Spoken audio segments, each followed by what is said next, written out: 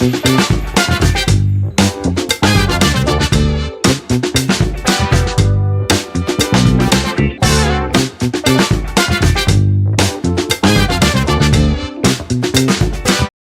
semuanya, selamat datang di podcast Teriak, tempat ekspresi insan ombudsman audiens kreatif. Mulai hari ini kita akan masuk kepada hal-hal yang substansi terkait dengan tugas-tugas yang dilakukan oleh insan ombudsman. Hari ini kita kedatangan tamu spesial kita, Mbak Anita. Selamat siang, Pak. Lengkapnya siapa Mbak namanya? Anita Widyaning Putri, Pak. Widyaning Putri. Dari namanya saja kita sudah tahu ya, Putri ya. Jadi artinya ya benar-benar sosok keibuan ya yang dilakukan oleh Mbak Anita. Mbak Anita, sebelum kita masuk substansi, mungkin cerita ringkas sebelum masuk di ombudsman di mana dan juga pendidikannya seperti apa. Baik, terima kasih Bapak. Perkenalkan saya tadi sudah ya, Anita Widyaning Putri. Saya bekerja di Ombudsman sejak Februari 2015, Pak. Ya. Jadi sebentar lagi 11 tahun. Ya, kami ini lulusan komunikasi, Pak. Jadi saat masuk itu sudah formasinya memang sudah di Humas. Sudah di Humas ya? Iya. Oke, berarti memang cocok dan tepat di situ Sudah ya? sesuai pendidikannya gitu, Pak. Sesuai dengan pendidikan. Ya, lalu sebelum menjadi PNS di Ombudsman, kami berpengalaman sebagai wartawan, Pak, sempat sebagai jurnalis juga dari tahun 2009 ya, Pak. 2009 sampai 2011 Oke. jadi jurnalis. Jadi pengalamannya memang sudah pas sekali ya. Saya panggil ini Mbak Anita atau Mbak Putri nih? Anita, Pak. Anita saja. Baik, terima kasih Mbak Anita. Nah, Mbak Anita boleh cerita apa saja sih yang dikerjakan oleh teman-teman di kehumasan itu seperti apa, sehingga nanti audiens kita ini bisa tahu apa yang dikerjakan seperti itu. Baik, kalau di kehumasan kami mengerjakan terdiri dari beberapa kelompok, Pak. Ada 3 kelompok. Satu terkait dokumentasi dan di situ juga ada medsos dan juga call center. Kemudian juga ada website dan desain. Kemudian selanjutnya hubungan antar lembaga itu yang membawahi dengan media, Pak. Media handling, siaran pers, non-pers, itu masuk di kelompok hubungan antar lembaga, termasuk juga berkoordinasi dengan instansi lain gitu, Pak. Misal kami menerima audiensi itu difasilitasi oleh kami. Iya. Itu berarti di kelompok Mbak Anita berada di kelompok mana di antara Kami tiga di itu? Hublem, Pak. Hubungan antar lembaga. Hubungan antar lembaga ya. Nah, ini kita akan masuk kepada hubungan antar lembaga ya. Jadi Mbak Anita, kalau kita lihat ya, saat ini ya, ombudsman ini kan sangat gencar sekali ya, mensosialisasikan, menyampaikan banyak hal ya. Nah, kira-kira produk-produk apa yang dihasilkan dari Humas ini sendiri yang mendukung terkait dengan apa yang diinginkan oleh pimpinan dalam insan ombudsman, sehingga produk-produk ombudsman ini bisa diketahui oleh banyak. Ya. Baik, berarti dalam konteks publikasi mungkin ya, untuk bentuk akuntabilitas publik dan transparansi gitu ya, Pak. Berarti kan dari ombudsman perlu untuk menginformasikan kepada masyarakat apa-apa saja kebijakan atau hasil temuan gitu perlu dipublikasikan. Nah, beberapa saluran yang kami kelola ya, Pak, itu diantaranya website, kemudian medsos, itu dan medsosnya itu hampir semua kanal, Pak. Jadi ada Instagram, Facebook, bahkan YouTube itu merupakan saluran untuk informasi. Dan antara semua itu mana yang paling lebih familiar ya?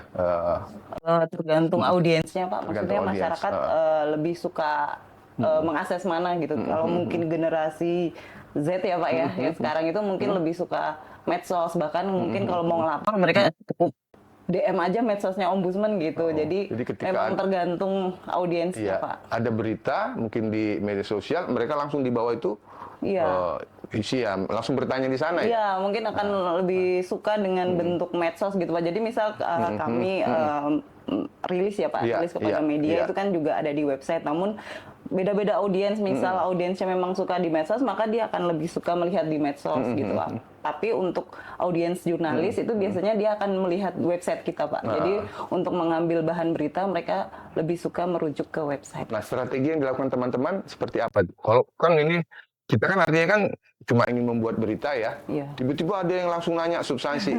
Itu apa yang dikerjakan teman-teman tuh di situ tuh? Iya, kalau memang ada yang bertanya ke medsos dan terkait substansi ataupun laporan, kami berkonsultasi dengan tim substansi, Pak.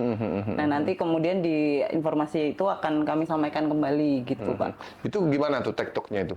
Karena kan kadang-kadang kan para audiens itu kan pengennya cepet ya. Iya. Nah, dia nanya langsung pengen jawaban saat itu juga. Iya. Nah, strategi gimana tuh teman-teman sehingga secara substansi juga tidak salah menjawabnya, tidak Betul, asal-asalan ya. betul. Jadi yang terpenting bagi kami sebenarnya respon, Pak. Jadi bagaimana kami merespon dulu gitu. Misal belum ada jawaban, jadi kami respon dan kami update dulu gitu.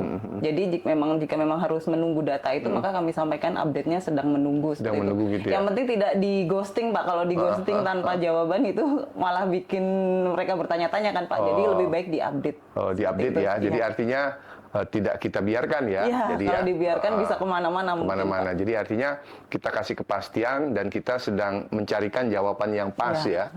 Sehingga apa yang ditanyakan itu bisa segera didapat jawabannya. Betul. Baik Mbak Anita, itu salah satu ya. Nah, mungkin yang lebih dikenal itu mungkin press release ya. Sering ya press release ya. Mbak Anita mungkin bisa cerita sedikit ya. Apa tuh press release itu seperti apa sih? Secara sederhananya sehingga bisa ditangkap, dan apakah memang ada persyaratan ketika press release itu dibuat seperti itu. Baik Bapak, kalau siaran pers itu sebenarnya mirip ya Pak dengan berita, namun berbeda aja. Kalau berita kan dari media, nah sedangkan kalau siaran pers itu lebih ke pernyataan resmi suatu lembaga gitu.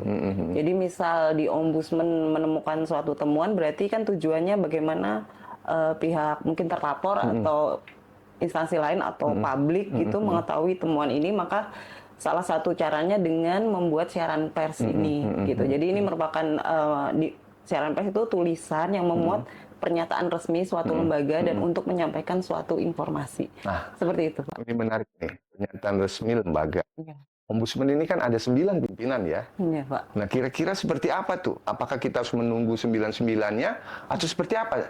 Sehingga pemirsa kita tahu seperti itu ya, cara kerja di Ombudsman ya. Baik. 9 pimpinan ini kan mengampu ya Pak, mengampu suatu substansi. Biasanya dari beliau ini sudah menyampaikan ke Humas bahwa akan menyampaikan suatu informasi nih ke media dan masyarakat gitu. Jadi dari situ Humas menggali bahan-bahan yang ada, Pak. Dan siaran pers itu sebenarnya biasanya bergabung dengan konferensi pers, Pak. Jadi saat mengundang media itu pasti setelah konvers akan disampaikan siaran pers. Jadi hasil dari konversnya itu gitu. Tapi bisa juga siaran pers tanpa konvers gitu, Pak. Bisa jadi siaran pers saja gitu. Jadi misal pimpinan kayaknya ini mungkin tidak perlu untuk mengundang media, tapi saya pengen menyampaikan ada temuan seperti ini. Nah, itu bisa Pak, siaran pers saja nanti disampaikan ke website dan media, nanti media akan kembali menyampaikan sebagai berita di media massa.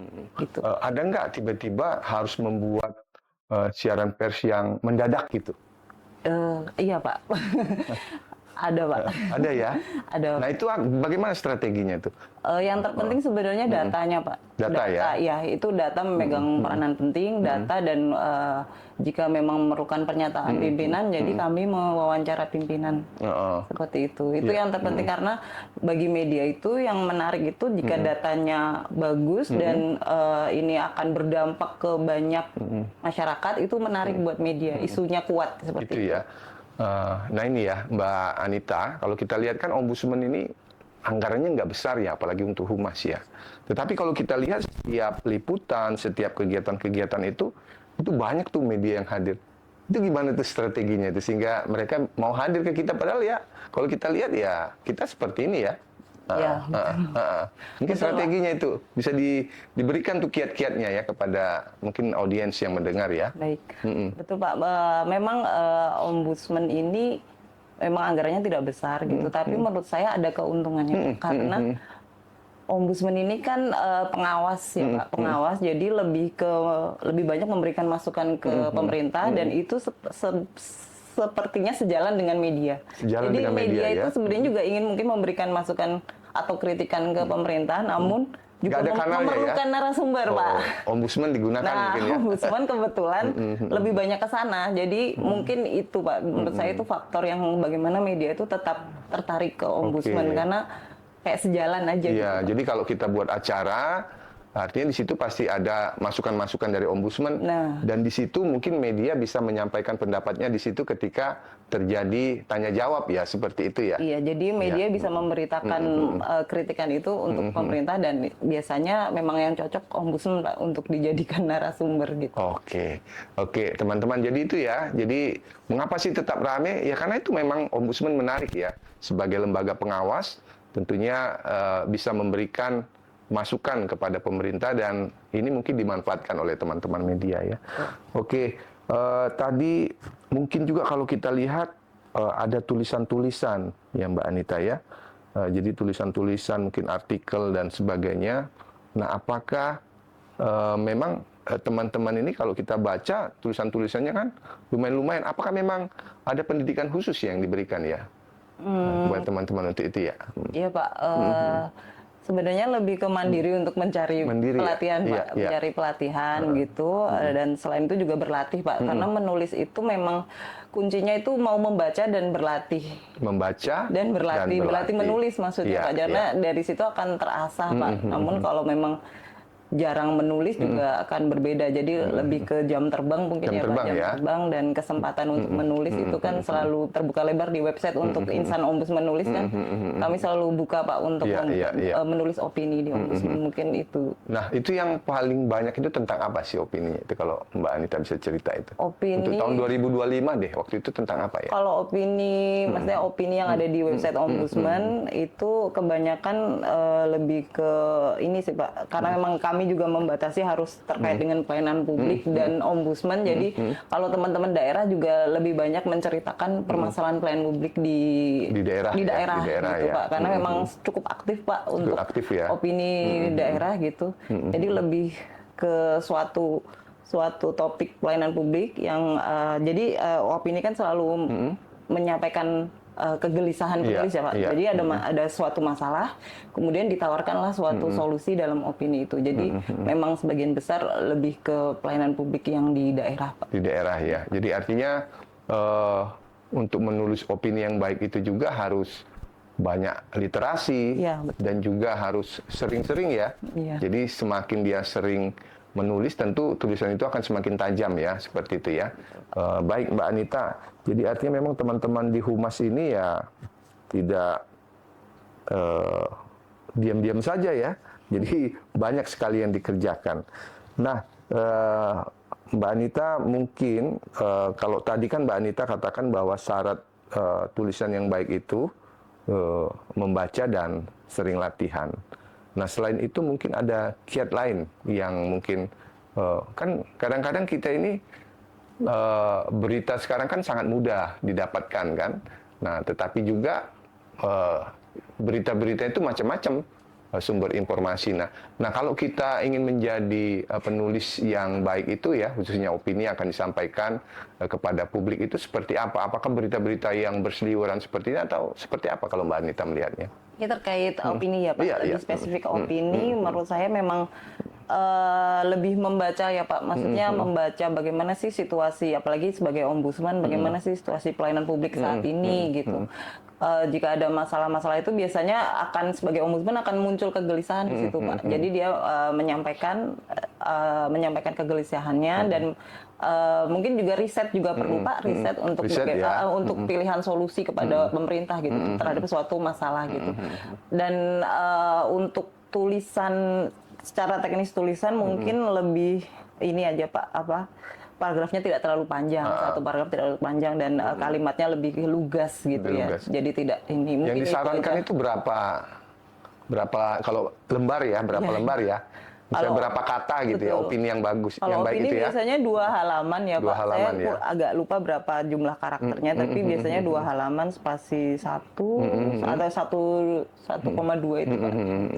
Jadi tidak terlalu banyak, yang penting ada unsur itu tadi, Apa saja permasalahan. unsur permasalahan? Ya, jadi apa sih masalahnya yang ingin dibedah, kemudian literasinya Pak, literasinya, kemudian solusi yang Solusi disampaikan. juga bisa langsung Iya, ditawarkan data-data saat itu juga ya. perlu Pak. Jadi permasalahan itu termasuk data-datanya. Sehingga nanti orang bisa menjadi sumber pengetahuan baru dan juga mungkin bisa diteliti dan dilanjutkan ya Betul, untuk hal-hal yang ya, lebih karena baik kan untuk- opini, jadi itu memang terkait individu itu, jadi menawarkan suatu opsi gitu agar bisa diambil. Gitu. Oke.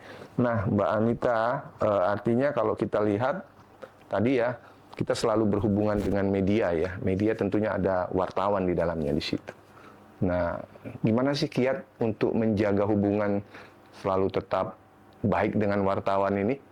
Sehingga ya walaupun mungkin saya katakan tadi Ombudsman ini ya bukan lembaga yang pendanaan yang banyak, yang bisa memberikan apa, tetapi bagaimana strategi sehingga walaupun dalam kondisi ini hubungan kita bisa tetap terjalin dengan baik dengan para wartawan. Baik Pak, karena saya pernah jadi jurnalis, Iya. jadi wartawan, jadi memang sedikit banyak saya kayak dulu waktu jadi jurnalis apa sih yang saya Merasakan inginkan ya? dari suatu isu humas pemerintah itu apa sih yang saya inginkan, sebenarnya lebih ke bagaimana humas itu dapat memberikan data sih Pak. Jadi biasanya jurnalis yang dalam tanda kutip benar itu kan nggak meminta apapun ya Pak. Iya. Nggak meminta apapun. Dia lebih ke bagaimana jika dia membutuhkan informasi dan informasi itu memang bukan yang dikecualikan, Iya. itu bisa disediakan oleh humas. Gitu, seperti itu. Jadi lebih ke respon cepat ke teman-teman media. Terus jika memang membutuhkan suatu data atau minta wawancara dengan pimpinan itu bisa difasilitasi dengan cepat. Jadi lebih ke itu Pak yang Itu ya. iya. Pernah nggak ketemu juga dengan mungkin teman-teman wartawan yang agak nyeleneh mungkin pernah nggak seperti itu? Pernah Pak. Pernah juga ya? Ada juga Pak. Ada ya? Iya ada. Tapi ya kita memaklumi ya Pak. Memaklumi ya? saja gitu. Tapi gimana tuh mengkomunikasikan sehingga mereka tetap Iya. ya tetap baik. Jadi artinya kan kadang-kadang ombudsman ini kan punya istilahnya yang dikecualikan, informasi dikecualikan itu kan ombudsman yang mengatur ya. Iya. Kadang kan orang luar melihat oh itu nggak harus dikecualikan, tetapi ombudsman kan menganggap oh itu hal yang dikecualikan. Iya. Itu kayak mana mengkomunikasikan sehingga mereka bisa menerima nih kondisi yang ada. Iya betul. Kuncinya emang komunikasi Pak. Jadi diberikan pemahaman atau pengertian yang baik gitu bahwa ini informasi yang dikecualikan gitu, jadi Dikecualikan, tidak ya. bisa di-share atau mungkin diberikan penawaran Pak. Jadi apakah mungkin bisa dibahas isu lain, nanti bisa di-arrange waktu untuk wawancara dengan salah satu pimpinan gitu biasanya seperti itu. Sehingga mereka tidak kecewa Iya. ya, tetap bisa itu ya. Nah Iya. itu tadi mungkin ini juga kita perlu menyampaikan karena pengaturan yang dikecualikan itu kan sudut pandang yang berbeda ya. Iya, Mungkin betul. ombudsman memandangnya itu dikecualikan, di luar mungkin memandangnya bukan yang dikecualikan. Betul. Nah itu tadi Mbak Anita ya. Saya juga ingin, ini banyak pertanyaan ini. Kadang-kadang kan kita kan lagi habis kegiatan itu ada doorstop, ada wawancara eksklusif. Mungkin Mbak Anita bisa jelaskan apa sih bedanya itu? Kadang-kadang kita bingung kan. Doorstop juga kan, artinya doorstop itu kan orang-orang yang eksklusif juga ya, Iya. orang-orang khusus. Tapi apa dengan wawancara eksklusif? Mungkin bisa dijelaskan tuh bedanya itu. Baik Pak, kalau doorstop itu biasanya untuk wawancara dengan pejabat atau narasumber terkait yang lebih biasanya mobilitasnya tinggi. Biasanya kalau menteri gitu, Menko, Dia cuma punya itu waktu kan beberapa menit gitu ya. Jadi memang hanya doorstop Pak, jadi yang memungkinkan. Jadi doorstop itu di mana biasanya humas menyiapkan suatu space di dekat ruang acara yang biasanya berdiri gitu ya. berdiri saja dan dengan pertanyaan yang singkat. Jadi lebih ke bagaimana tanggapan seperti itu Pak.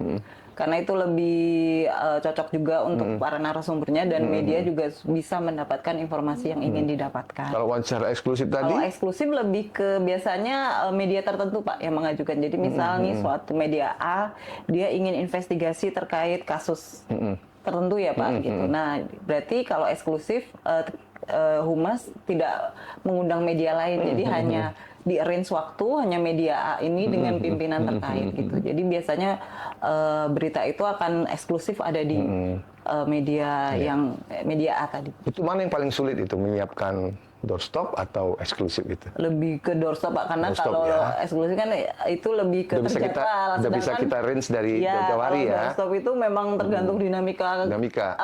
Maksudnya kalau ya Pak, kondisi di lapangan Pak, apakah ramai kondisinya, bagaimana mengarrange menteri itu agar bisa mampir dulu ke doorstop, berkoordinasi dengan protokolnya seperti itu. Itu pernah dikomplain nggak oleh protokol ini doorstop kalian ini menteri kami jadi terlambat ini jadi pernah Jauh gitu? ini belum, Iya, karena enggak, memang tidak todong langsung, kita todong udah langsung, ya? koordinasikan sebelum. Udah koordinasi ya? Iya, sebelum acara biasanya kita udah mendekati protokolnya Pak. Jadi nanti dijadwalkan sebentar. Jadi belum pernah kejadian ya, Belum mudah-mudahan pernah. tidak kejadian Iya. ya.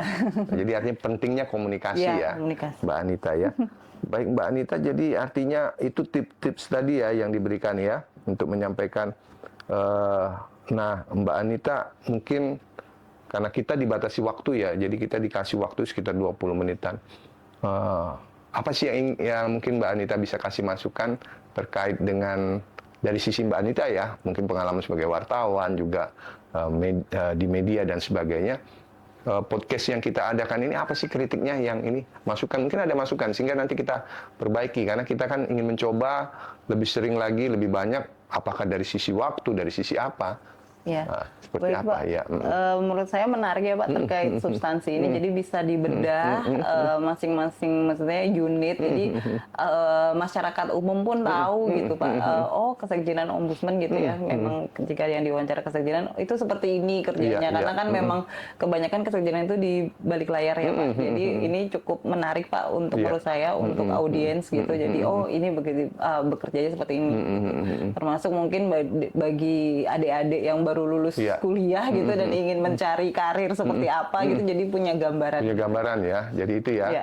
Jadi artinya mungkin waktu mungkin bisa ditambah ya. Ya karena tugas-tugas ternyata banyak.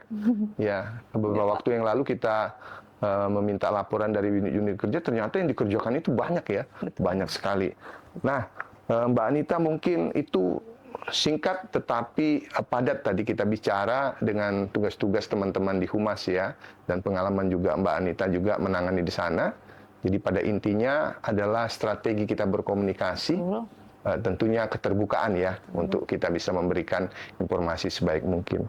Nah Mbak Anita, ini ada beberapa pertanyaan cepat ya, ini bisa Mbak Anita, ini kami ingin tanyakan ya. Ini versi yang santai-santai saja ya. Media sosial yang paling favorit itu Instagram atau Twitter? Instagram. Instagram ya. Oke. Mungkin bisa dijelaskan singkat. Karena ada gambarnya Pak. Ada gambar, audio visual. Oh gitu ya. Oke, sip. Iya, aplikasi yang paling pertama dibuka saat bangun tidur. WhatsApp. WhatsApp ya.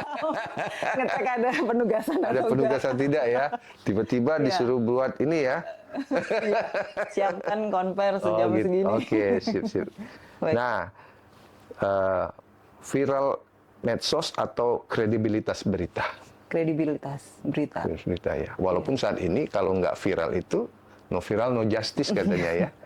Nah, ya tapi kalau yang viral salah itu susah untuk meluruskannya Pak, karena udah terlanjur viral. Iya, jadi bagus yang kredibilitas dari berita itu ya, sehingga kita tidak capek untuk meluruskannya seperti itu ya. Komunikasi internal atau hubungan media? Sulit dia. Hubungan media Pak, karena pekerjaan. Oke. Itu sudah saya tangkap pasti itu yang dipilih ya. Ini tipe kepribadian yang kita pengen lihat. Ini Mbak Anita ini si perfeksionis atau si yang penting selesai? Saya nggak perfeksionis sih Pak. Yang penting selesai? Tapi juga nggak penting selesai. Wilayah abu-abu dong. Apa ya? Bukan perfeksionis tapi. Bukan perfeksionis. Berarti yang satunya lagi ya? Selesai tapi bagus gitu bagus Pak. Ya. Tapi berarti ini kita kurang pilihan ini, ada pilihan ketiga artinya ya, gabungan keduanya ya. Oke. Nah, lebih memilih menjadi pemimpin di tim kecil atau anggota di tim besar? Pemimpin di tim kecil. Tim kecil ya, udah biasa ya. Jadi kalau pemimpin tim kecil itu kita sendiri yang mengarrange semua ya. Oke. Nah, ini Mbak Anita ini sebenarnya pertanyaannya agak personal ya. Jika tidak di Humas saat ini, sekarang Mbak Anita jadi apa deh? Maksudnya masih di ombudsman atau? Iya, mungkin secara umum aja deh. Kalau saya pengen ini Pak, editor buku. Editor mungkin. buku ya. Iya. Oh, membuat buku juga ya, mungkin ya. Penulis Iya, juga ya. Lebih ke ini Pak. Editornya ya. Editor. Oh, editor. Oke. Mulia sekali ya, Mbak Anita. Mudah-mudahan pemirsa Teriak di sini bisa melihat kalau perlu editor di sini sudah hadir Mbak Anita ya, siap untuk dipekerjakan membantu seperti itu. Tak terasa nih Mbak Anita sudah 24 menit lebih ya, hampir 25 menit karena menarik. Jadi mungkin durasinya bisa kita tambah lagi ya, tapi paling tidak secara substansi kita bisa mengenal ya apa saja sih yang dikerjakan oleh teman-teman khususnya di Humas. Nah Mbak Anita mungkin ada yang ingin disampaikan ya secara organisasi ombudsman ataupun Mbak Anita melihat dari sisi kehumasan itu secara umum seperti apa kepada pemirsa kita. Baik, terima kasih Bapak. Kalau saya melihat Humas ini cukup memberikan peran penting ya Pak untuk dalam hal publikasi suatu lembaga gitu Mas ya, untuk menyampaikan bagaimana sikap kelembagaan itu cukup penting, dan kami sih berharap Humas ini menjadi tetap dipercaya gitu Pak, untuk agar pimpinan gitu, pucuk pimpinan untuk menyampaikan sesuatu itu kami berharap masih percaya untuk menjadi jembatan. Menjadi jembatan ya, oke. Baik, untuk pemirsa podcast sendiri apa yang ingin disampaikan? Mungkin di saat sekarang ini kan banyak sekali orang gara-gara cuitan, gara-gara kalau dulu kan mulutmu adalah harimaumu, kalau sekarang kan jarimu adalah harimau. Mungkin bisa disampaikan dari perspektif teman-teman yang sudah sering berkecimpung di bidang informasi tersebut. Baik, mungkin lebih ke ini ya Pak, saat berkesadaran. Jadi medsos dengan berkesadaran gitu, jangan asal ketik tapi bertanggung jawab terhadap hasil ketikannya itu. Ya. Jadi udah sadar dari awal gitu. Sudah sadar dari awal, jadi sebelum ngetik sadar dulu ya. Jangan. Tapi kalau tadi begitu bangun tidur langsung itu kadang-kadang ya itu sekedar ini ya, joke saja. Baik teman-teman, tidak terasa kita sudah 26 menit bersama dengan Mbak Anita. Menarik sekali ya kalau kita bahas banyak sekali tugas-tugas yang ada di Ombudsman, baik itu nanti di Keasistenan maupun di Sekretariat Jenderal. Mudah-mudahan ini menjadi informasi, menambah wawasan kita, bagaimana kita bisa menghadirkan literasi-literasi bagi masyarakat dan bagi kita semua, sehingga kita semakin bijak, baik dalam kita bermedia sosial maupun sehari-hari dalam kehidupan nyata kita bermasyarakat. Terima kasih kepada para audiens dimanapun berada, tetap saksikan podcast Teriak dan share, like, sehingga kita bisa mengembangkan podcast ini menjadi satu wadah untuk kita bisa berkomunikasi dan menyampaikan banyak informasi tentang Ombudsman dan sekitar tugas-tugas pengawasan pelayanan publik di Indonesia. Terima kasih, sampai jumpa di podcast selanjutnya.